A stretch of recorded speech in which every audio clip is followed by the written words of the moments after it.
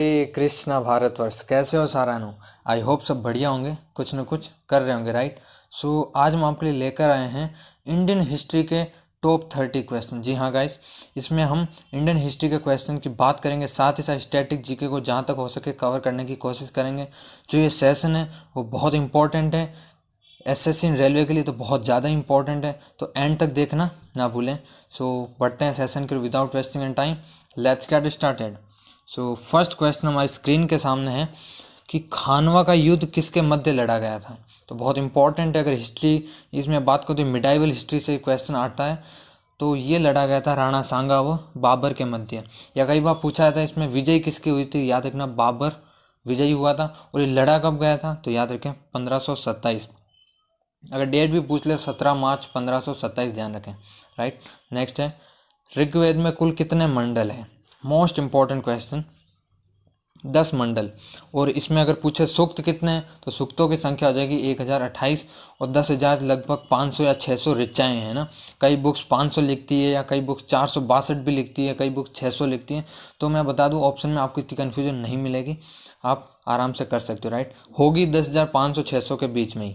Next है, सबसे नवीनतम वेद कौन सा है। तो बहुत इंपॉर्टेंट है ये भी, तो याद रखें अथर्ववेद सबसे नवीनतम है। और सबसे प्राचीन वेद या सबसे प्रथम वेद पूछे तो याद रखना वेद वैसे 4 है, वो सबसे प्राचीन जो है वो है ऋग्वेद, और सबसे नवीनतम जो बाद का वेद कहें तो वो है अथर्ववेद, जो अथर्वा ऋषि ने लिखा था।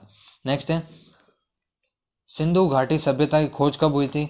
तो ये याद रखें इंडियन हिस्ट्री का जो एंशिएंट हिस्ट्री का जो मोस्ट इम्पोर्टेंट पार्ट है, वहाँ से ये आने के चांसेस हैं। उसमें वैदिक संस्कृति हो गई, सिंधु घाटी सभ्यता हो गई है ना, तो उसमें ये इम्पोर्टेंट चैप्टर है।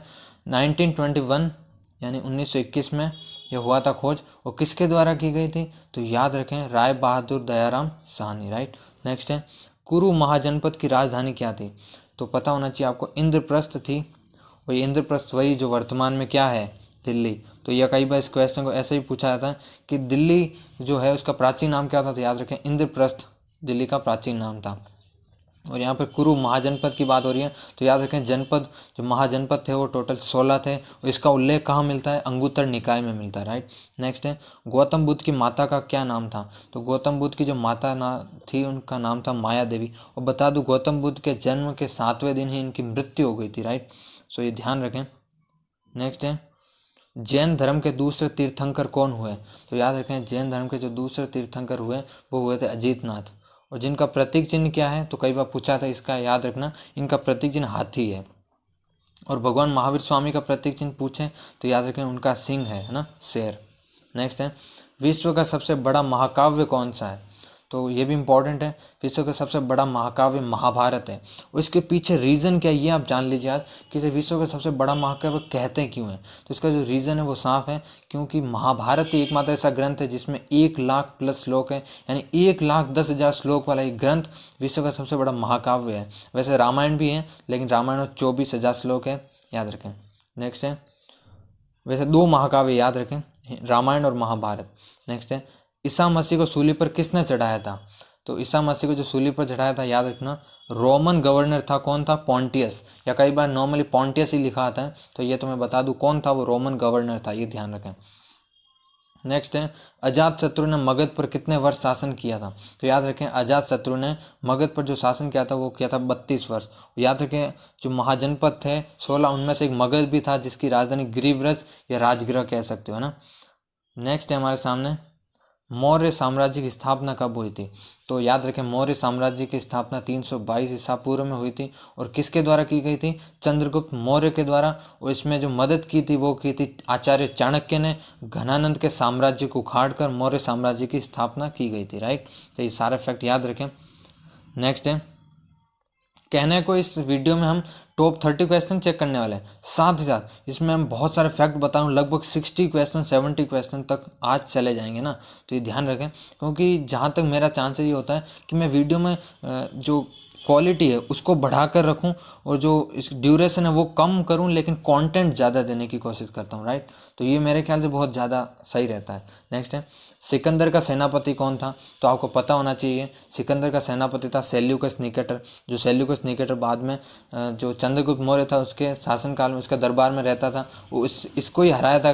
किसने? चंद्रगुप्त मौर्य ने 305 ईसा पूर्व में। इसकी पुत्री थी, याद रखें इसकी पुत्री काफ़ी इंपॉर्टेंट, क्योंकि उनकी पुत्री से विवाह किया था चंद्रगुप्त मौर्य ने, जिसकी नाम था कार्नेलिया, याद रखें।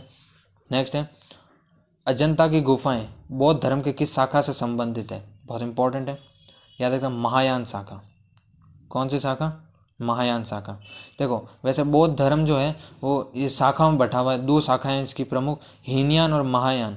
क्योंकि जो बौद्ध धर्म था वो चतुर्थ बौद्ध संगीति के बाद में, याद रखें कौन सी संगीति? चतुर्थ बौद्ध संगीति के बाद 2 शाखाओं में बढ़ गया, एक था हीनयान, दूसरा था महायान। तो ये ध्यान रखें, पूछा जा सकता है। नेक्स्ट है, चंद्रगुप्त द्वितीय के शासनकाल में संस्कृत भाषा का सबसे प्रसिद्ध कवि कौन था? तो वो था महाकवि कालिदास, जिसे भारत का शेक्सपियर कहा जाता है, राइट। तो ये ध्यान रखें, ये चंद्रगुप्त द्वितीय है, वैसे ये गुप्त वंश से रिलेटेड है। मैं बता दूं, ये मौर्य साम्राज्य से नहीं है, वो चंद्रगुप्त अलग है, ये चंद्रगुप्त अलग है। नेक्स्ट है, चंद्रगुप्त द्वितीय का अन्य नाम या अन्य किस नाम से जाना जाता है, या इनका अन्य नाम क्या है? तो ये आता है इस प्रकार, याद रखें, विक्रमादित्य इसका आंसर होगा।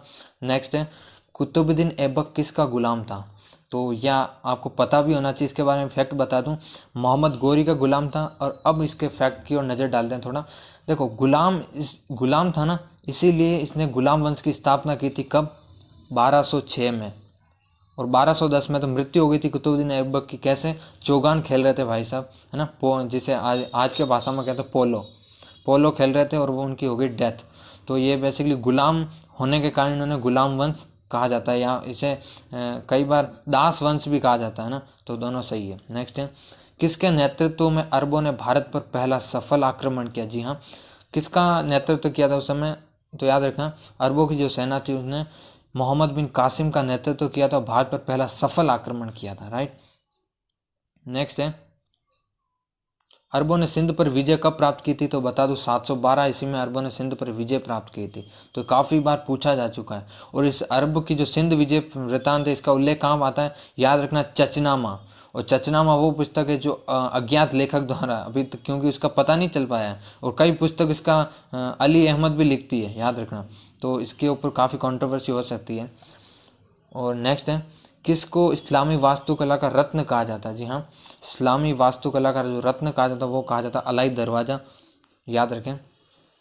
और ये अलाई दरवाज़ा जो है अलाउद्दीन खिलजी के काल का है, याद रखें। नेक्स्ट, अलाउद्दीन खिलजी के बचपन का नाम क्या था? तो याद रखें, अली और गुरसास्प। अली तथा गुरसास्प कहा जाता था अलाउद्दीन खिलजी को। नेक्स्ट है कि भूमि के लिए मापन के प्रमाणिक पैमाना गजे सिकंदरी का प्रचलन किसने किया था? यानी जो भूमि को मापने के लिए एक मेजरमेंट चाहिए था उस समय, तो उसमें जो पैमाना होता था ना, जिसे मेजर कर रहे थे जो भूमि, उसको जो एक पैमाना था जिसका नाम था गजे सिकंदरी। ये पैमाना जरूर ध्यान रखें आप, गजे सिकंदरी ना, इसमें आपको कई बार कंफ्यूज कर सकते हैं। तो ये जो प्रचलन है वो किसने किया था? तो सिंपल जो आंसर होगा सिकंदर लोधी होगा, राइट। इसमें कंफ्यूज नहीं होना है। नेक्स्ट है, चैतन्य महाप्रभु का जन्म कहाँ हुआ था? तो चैतन्य महाप्रभु का जो जन्म हुआ था वो हुआ था नवद्वीप, यानी जो बंगाल के मायापुर गांव में। नवद्वीप जो आज बंगाल है उसके मायापुर गांव में। तो काफ़ी इंपॉर्टेंट है।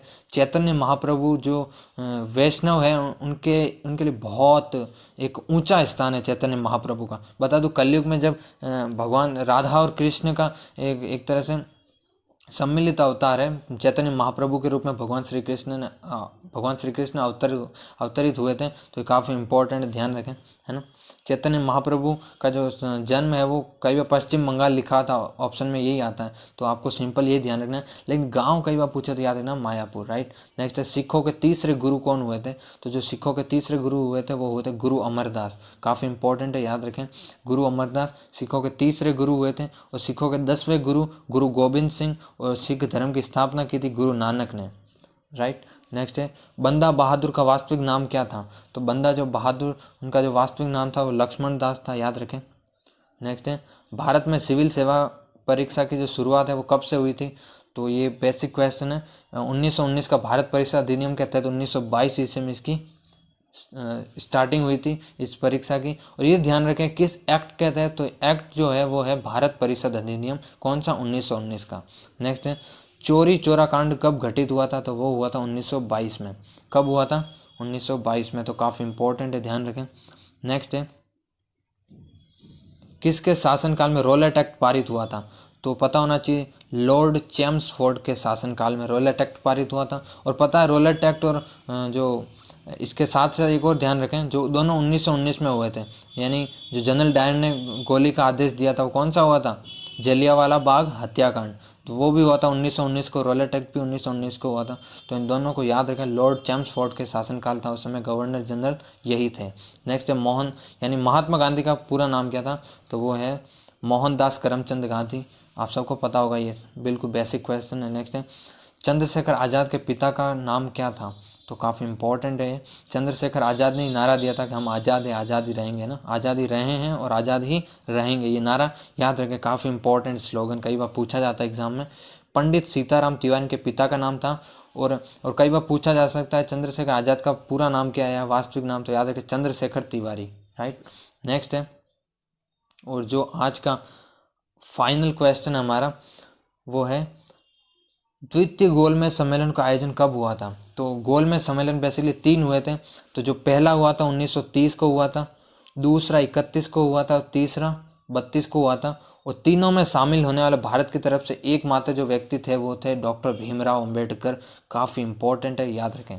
और इसकी हम बात करते हैं आयोजन तिथि की, तो 7 सितंबर 1931। जी हाँ, 7 सितंबर 1931। डेट इतनी इंपॉर्टेंट नहीं है, लेकिन कई बार एग्जामिनर क्या करता है कि क्वेश्चन के लेवल को बढ़ाने के लिए आपको डेट देता है, वरना ये ध्यान रखें कि आपके लिए इंपॉर्टेंट जो है वो सन ही है केवल, है ना।